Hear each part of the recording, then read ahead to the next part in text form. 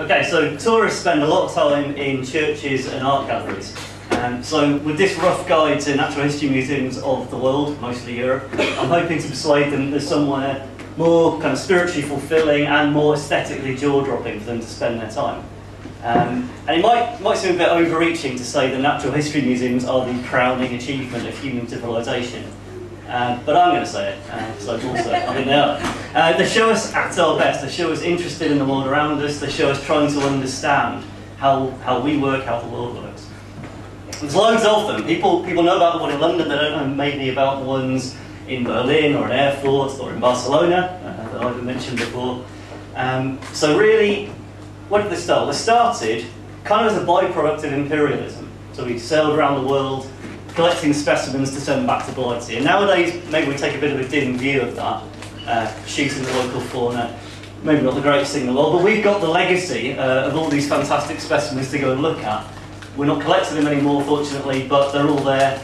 And I kind of love these dusty old buildings that are stacked full of beetles obsessively pinned down to bits of paper in cases. This is the one in Dublin, which is nicknamed the Dead Zoo, which is, I think, fantastic. But yeah, I love those places. They don't have all the bells and whistles, and I love an animatronic dinosaur as much as an X-Man, don't get me wrong. I love a motorised T-Rex, but there's something about the old school stuff that's kind of real.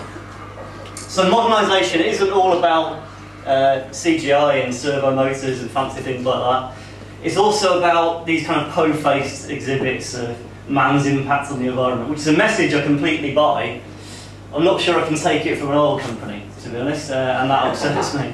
So I think, yeah, they're all very worthy, but they don't engage people. There's something about these models of real things that engage kids. This is the Natural History Museum's 25 millionth visitor since it became free in 2001.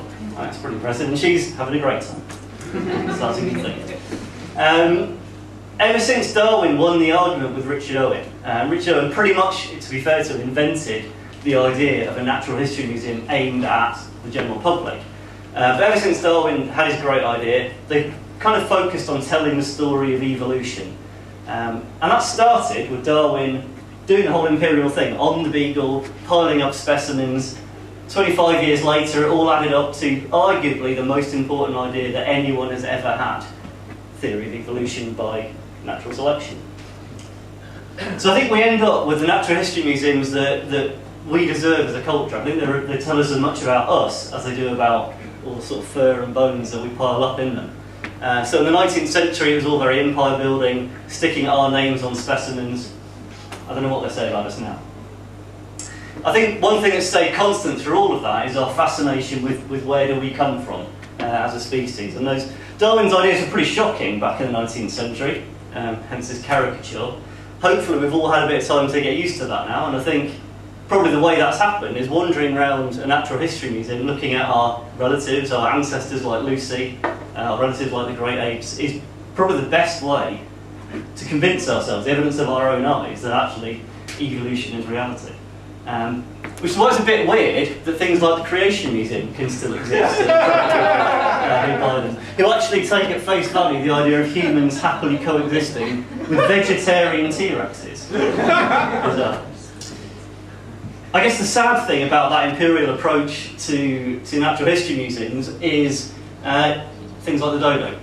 So that kind of heavy-handed approach to nature didn't always work very well. So this is Natural History Museum in Oxford, which has got a specimen of a dodo in it.